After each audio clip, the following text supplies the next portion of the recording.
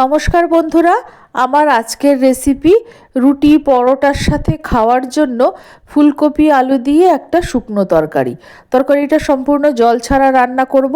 ফুলকপি টুকরো করে কেটে গরম জলে ধুয়ে নিয়েছি, আলুও ছোট টুকরো করে কেটে ভালো করে ধুয়ে পরিষ্কার করে নিয়েছি। এবার রান্নায় চলে যাচ্ছি। কড়াইতে একটু সাদা তেল গরম করে নিয়েছি আর অল্প পাঁচফোড়ন আর দুটো শুকনো লঙ্কা ফোড়ন দিলাম। ফোড়নটা ভাজা হতেই কেটে টুকরো করে রাখা আলুগুলো দিয়ে দিলাম। আগে আলুগুলো অল্প ভেজে নেব, তারপর ফুলকপিটা দিয়ে দেব। আর এই আলুটা ভাজার সময় একটু ঢাকা দিয়ে কম আঁচে করতে হবে। পুরো রান্নাটাই এরকমভাবে কম আঁচে ঢাকা দিয়ে দিয়ে করতে হবে, যেহেতু এই রান্নাটায় আমি কোনো রকম জল ব্যবহার করব না। আর এই তরকারিটা রুটি, লুচি, পরোটা দিয়ে খেতে খুব ভালো লাগে। আলুগুলো একটু ভালো করে 2-3 বার নেড়ে দিয়েছি।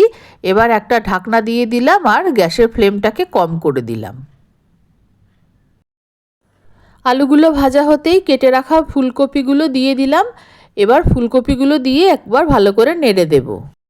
ফুলকপি আর আলুর টুকরোগুলো খুব বেশি বড়ও না, আবার খুব বেশি ছোটও না, এরকমভাবে কাটতে হবে। আমি এখন নাড়ছি তো, তোমরা লক্ষ্য করলে বুঝতে পারবে আমি কতটা ছোট করে বা বড় করে কেটেছি। এবার দিয়ে দিচ্ছি 1/2 চামচ মতো হলুদ গুঁড়ো আর দিয়ে দিলাম আন্দাজ মতো নুন। এবার ঢেকে দিচ্ছি, আবার একটু পরে নেড়ে দেব। গ্যাসের ফ্লেমটা কমই আছে। 3-4 মিনিট হয়ে গেছে। এবার ঢাকনাটা আমি তুলে দিচ্ছি, দিয়ে একবার ভালো করে নেড়ে দিচ্ছি। ফুলকপি আলুর ডালনা, ফুলকপি আলু দিয়ে মাছের ঝোল বা ফুলকপি আলুর অনেক তরকারি তো আমরা খেয়েছি। এই তরকারিটা একবার বাড়িতে বানিয়ে দেখো, খুবই ভালো লাগবে। আমি প্রায়ই সকালে বা রাতের বেলায় আমি রুটি বা পরোটার সঙ্গে খাওয়ার জন্য ফুলকপি আলুর এই তরকারিটা করি। এবার আরও একবার আমি ঢাকা দিয়ে দিচ্ছি। এইভাবে কম আঁচে একবার ঢাকনা দিয়ে দিতে হবে, আবার কিছুক্ষণ বাদে ঢাকনাটা তুলে নেড়ে দিতে হবে। এইভাবে রান্নাটা করতে হবে। নুন দিয়ে কম আঁচে ঢাকা দিয়ে রেখেছিলাম, তাই ফুলকপি আর আলুটা প্রায় ভালো মতো সিদ্ধ হয়ে গেছে। আমি একটা আলু তোমাদের কেটে দেখাচ্ছি। আর যেটুকু সিদ্ধ হতে বাকি আছে আমি একটু পরে টমেটো অ্যাড করব। টমেটো থেকে যে জলটা বেরোবে আর ফুলকপি থেকে যে জলটা বের হচ্ছে, তাতেই পুরো আলুকপি সেদ্ধ হয়ে যাবে। এবার দুটো কেটে রাখা টমেটো দিয়ে দিলাম। টমেটো দিয়ে ফুলকপি আলুটাকে রান্না করতে করতে ফুলকপি আলুটা সিদ্ধ হতে যেটুকু বাকি আছে সেটুকুও খুব ভালো মতো সুসিদ্ধ হয়ে যাবে, আর টমেটোটাও আস্তে আস্তে গলে তরকারির সঙ্গে মিশে যাবে। এবার দিয়ে দিলাম অল্প একটু ঝাল লাল লঙ্কার গুঁড়ো। আর টমেটোটা আমি পরে ব্যবহার করলাম এই কারণে, যখন ফুলকপি আলুটা প্রায় সেদ্ধ হয়ে আসবে তখন টমেটোটা দিলে যেটুকু সিদ্ধ হতে বাকি থাকবে টমেটোটা দিয়ে রান্না করতে করতে সেইটুকুও ভালো মতো সুসিদ্ধ হয়ে যাবে।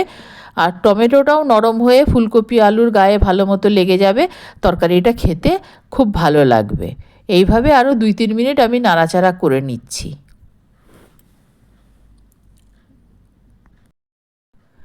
ফুলকপি আলুটা যেটুকু বাকি ছিল ভালো মতো সিদ্ধ হয়ে গেছে, টমেটোটাও নরম হয়ে ফুলকপি আলুর সঙ্গে মিশে গেছে। এবার আমি একটু চিনি দিয়ে দিলাম। নুনের পরিমাণটা ঠিকই আছে। সবার শেষে দিয়ে দিলাম বেশ খানিকটা কুচানো ধনেপাতা।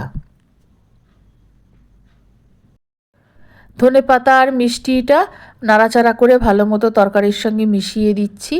আর যেহেতু এই রান্নাটা পুরোটাই জল ছাড়া হয়, তাই একটু সময় নিয়ে লো টু মিডিয়াম ফ্লেমে ঢাকা দিয়ে দিয়ে রান্নাটা করতে হয়। এই রান্নাটা করতে একটু সময় লাগলেও খেতে খুবই ভালো লাগে। গরম গরম রুটি, পরোটা, লুচি দিয়ে তো খেতে খুবই ভালো লাগে। শীতের ফুলকপি থাকতে থাকতে তোমরাও একবার বাড়িতে বানিয়ে খেও। আর আমার এই রেসিপিটা কেমন লাগলো তোমরা অবশ্যই আমাকে কমেন্টে জানাবে। পুরো ভিডিওটা একটা লাইক দিয়ে দেখার অনুরোধ রইল। তোমাদের সঙ্গে কথা বলতে বলতে রান্নাটা হয়ে গেছে, আমি নামিয়ে নিচ্ছি। আমার এই রেসিপি ভালো লাগলে আমার চ্যানেলকে সাবস্ক্রাইব করার, লাইক করার, শেয়ার করার অনুরোধ রইল। আর আমার নতুন পুরনো সকল বন্ধুদের আন্তরিক ধন্যবাদ ও ভালোবাসা জানিয়ে আমি আমার রান্না শেষ করছি। সকলে খুব ভালো থেকো।